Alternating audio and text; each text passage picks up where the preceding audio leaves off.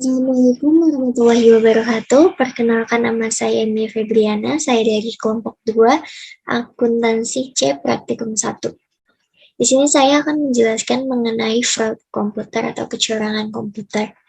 Yang pertama itu ada ancaman untuk sistem informasi akuntansi. Ancaman ini terdiri dari yang pertama bencana alam dan politik. Bencana alam dan politik ini bisa menjadi ancaman untuk sistem informasi akuntansi karena jika terjadi bencana alam seperti banjir, kebakaran, dan bencana lainnya, maka dapat menghapus data-data sistem informasi akuntansi yang dimiliki. Yang kedua, kesalahan perangkat lunak dan fungsi peralatan. Kesalahan perangkat lunak ini bisa disebabkan karena virus sehingga data-data tidak bisa diakses, dan kesalahan fungsi peralatan ini juga bisa terjadi pada kerusakan perangkat keras sehingga data-data yang ada terhapus. Yang ketiga, ada tindakan yang tidak diharapkan. Pada poin ini, tindakan yang tidak diharapkan itu bisa terjadi pada manusia dan juga pada aplikasi itu sendiri. Ketidaksengajaan pada manusia itu misalkan kesalahan input nilai ke dalam aplikasi karena ketidakhati-hatian karyawan dalam memasukkan data transaksi. Sedangkan ketidaksengajaan pada aplikasi itu bisa terjadi karena kesalahan logika dalam pemrograman. Dan yang terakhir itu ancamannya adalah tindakan yang disengaja atau kejahatan komputer. Tindakan ini tuh yang dimaksud dalam bentuk sabotase, kecurangan komputer, manipulasi data, penyalahgunaan aset, dan juga korupsi. Untuk selanjutnya ada penipuan atau fraud. Penipuan atau fraud adalah semua sarana yang digunakan seseorang untuk memperoleh keuntungan yang tidak adil dari orang lain. Nah, fraud ini sering terjadi karena beberapa faktor, seperti adanya kesempatan, keterpaksaan, rasionalisasi atau mencari pembenaran atas terjadinya kecurangan tersebut, dan juga ketidakpuasan seseorang. Fraud ini sendiri ada beberapa jenis, diantaranya itu kecurangan atas aset, pernyataan palsu, dan juga korupsi. Nah, gimana sih tindakan apa sih yang bisa dikatakan sebagai kecurangan? Tindakan yang dikatakan sebagai kecurangan itu jika pernyataan, representasi, atau pengungkapannya salah. Yang kedua, fakta material. Yang ketiga, berniat untuk menipu. Yang keempat, bertindak berdasarkan pada misinterpretasi daripada fakta. Dan yang terakhir, adanya kerugian yang diderita oleh korban. Dari penipuan ini, kita dapat melakukan pencegahan supaya tidak terjadi kecurangan atau penipuan. Caranya yaitu dengan menganalisis apa saja yang menyebabkan terjadinya kecurangan, mensosialisasikan dan memberikan pelatihan tentang menghindari kecurangan, mengawasi dan mengevaluasi, serta memberikan sanksi kepada orang yang melakukan kecurangan.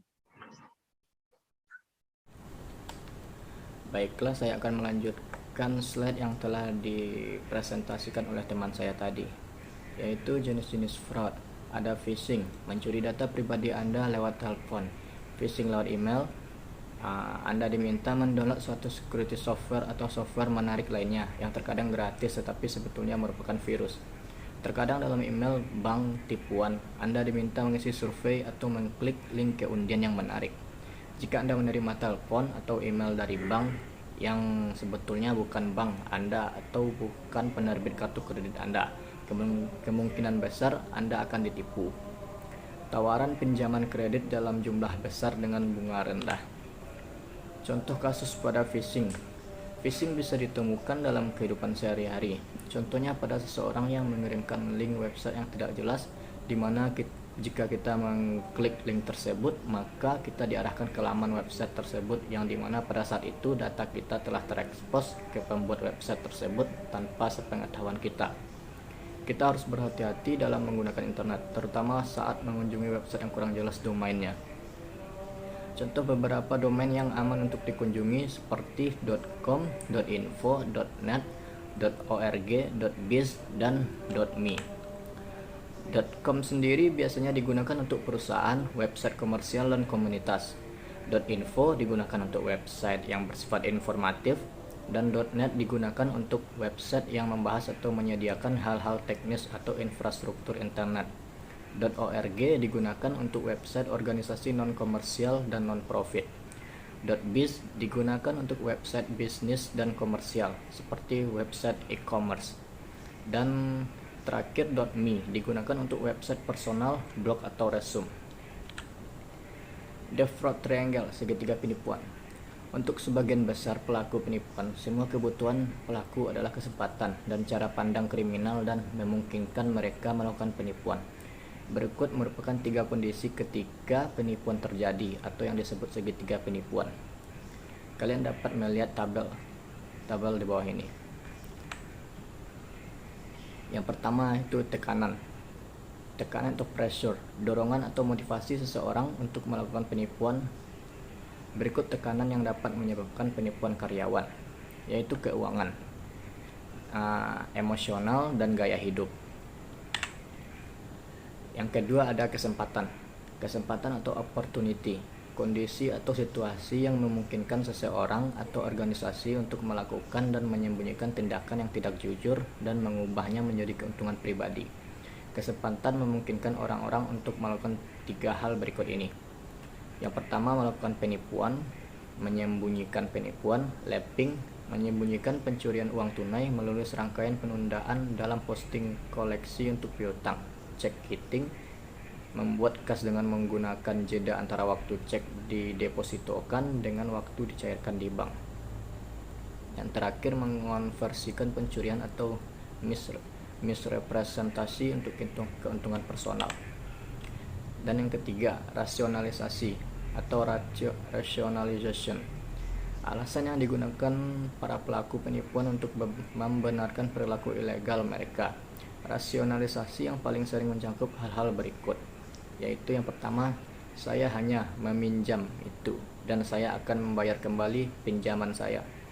Yang kedua, Anda akan memahami jika Anda tahu seberapa besar saya menginginkannya. Yang ketiga, apa yang saya lakukan tidak serius. Yang keempat, ini merupakan sebab yang baik, sindrom Robin Hood, mencuri kepada yang kaya untuk memberi kepada yang miskin. Yang kelima, kepercayaan merupakan posisi saya yang penting di atas peraturan. Yang keenam, orang lain melakukannya. Yang ketujuh, tidak ada yang akan pernah tahu. Dan yang terakhir 8, perusahaan berutang pada saya. Saya tidak akan mengambil selain yang menjadi hak saya. Baiklah, selanjutnya akan disampaikan oleh teman saya. Perkenalkan, saya Anissa Rizka yang akan menjelaskan tentang penipuan komputer. Penipuan komputer adalah setiap penipuan yang mensyaratkan teknologi komputer untuk melakukan penipuan. Contohnya, yang pertama, pencurian, penggunaan akses, modifikasi, penyalinan, atau penghancuran yang tidak sah pada perangkat lunak, perangkat keras, atau data. Yang kedua, pencurian aset yang ditutupi dengan mengganti catatan komputer. Yang ketiga, memperoleh informasi atau properti tak berwujud secara ilegal dengan menggunakan komputer. Kemudian, klasifikasi penipuan komputer. Input penipuan adalah mengganti atau memalsukan input komputer. Penipuan prosesor adalah menggunakan sistem yang tidak sah, termasuk pencurian waktu layanan komputer. Penipuan instruksi komputer termasuk merusak perangkat lunak perusahaan, menyalin perangkat lunak secara ilegal, menggunakan perangkat lunak dengan cara yang tidak sah, dan mengembangkan perangkat lunak untuk aktivitas yang tidak sah. Penipuan data diantaranya menggunakan, menyalin, mencari, atau membahayakan data perusahaan. Input penipuan kecuali diamankan dengan benar, tampilan atau cetakan output yang dapat dicuri, disalin, atau disalahgunakan. Kemudian contoh kasus penipuan input komputer. Karyawan pada Veterans Memorial Coliseum menjual tiket pelanggan berharga penuh, pemasukannya sebagai tiket separuh harga dan mengantongi selisihnya. Contoh kasus penipuan prosedur. Dua akuntan tanpa akses yang sesuai menyusup ke dalam sistem opsi saham Cisco, mentransfer lebih dari 6,3 juta saham Cisco untuk rekening broker mereka dan menjual saham. Contoh kasus penipuan instruksi komputer. IT sebuah perusahaan menggunakan perangkat lunak untuk mengambil data dan dijual kepada pesaing. Contoh kasus penipuan data. Manajer kantor Biro Hukum Wall Street menjual informasi ke teman dan kerabat mengenai merger dan akuisisi prospektif yang ditemukan dalam firewall. Assalamualaikum warahmatullahi wabarakatuh. Perkenalkan, nama saya Nia Trisnawati dengan NIM J3N119158, kelas 3C P1.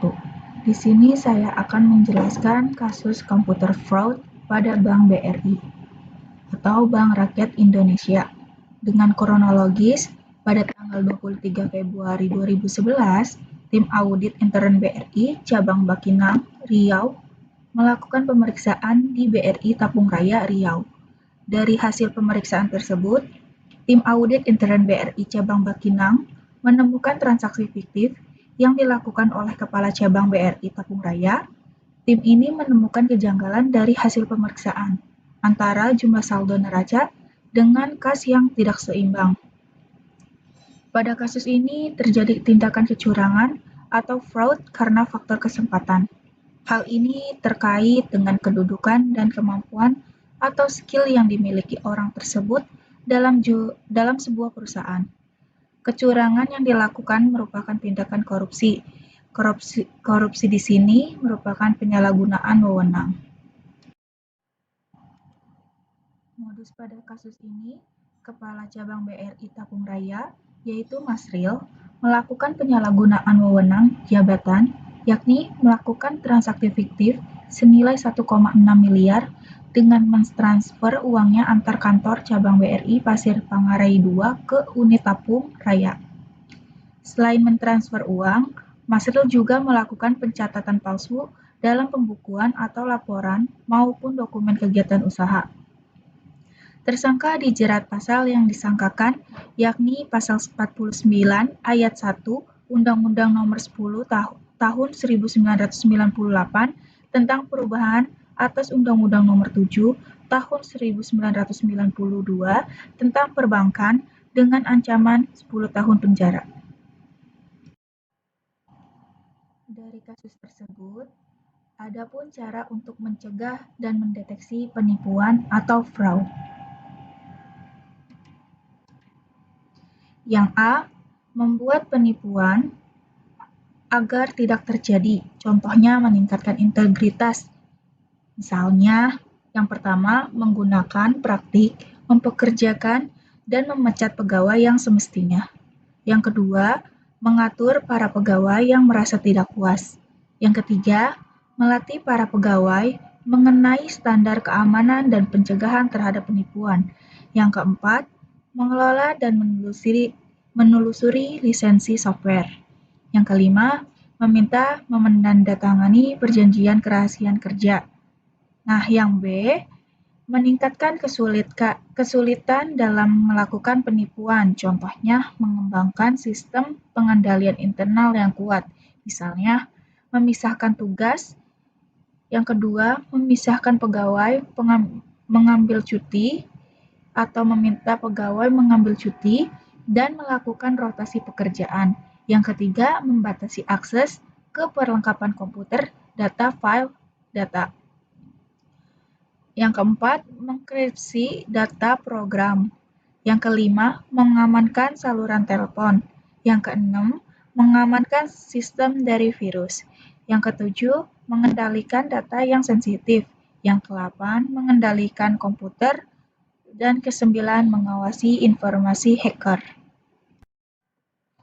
Yang C, meningkatkan metode pendeteksian. Contohnya, mengembangkan program penilaian risiko penipuan. Ya, misalnya, yang pertama sering melakukan audit, Yang kedua, mempekerjakan pegawai khusus untuk keamanan komputer. Yang ketiga, membuat saluran khusus untuk pengaduan penipuan. Yang keempat, mempekerjakan konsultan komputer. Yang kelima, mengawasi kegiatan sistem. Yang keenam, mempekerjakan akuntan forensik. Nah, yang D, mengurangi kerugian akibat penipuan. Contohnya, menjaga asuransi yang memadai. Misalnya, yang pertama, menyimpan salinan cadangan program dan file data di dalam lokasi luar kantor yang aman. Yang kedua, mengembangkan rencana kontingensi dalam hal kejadian penipuan.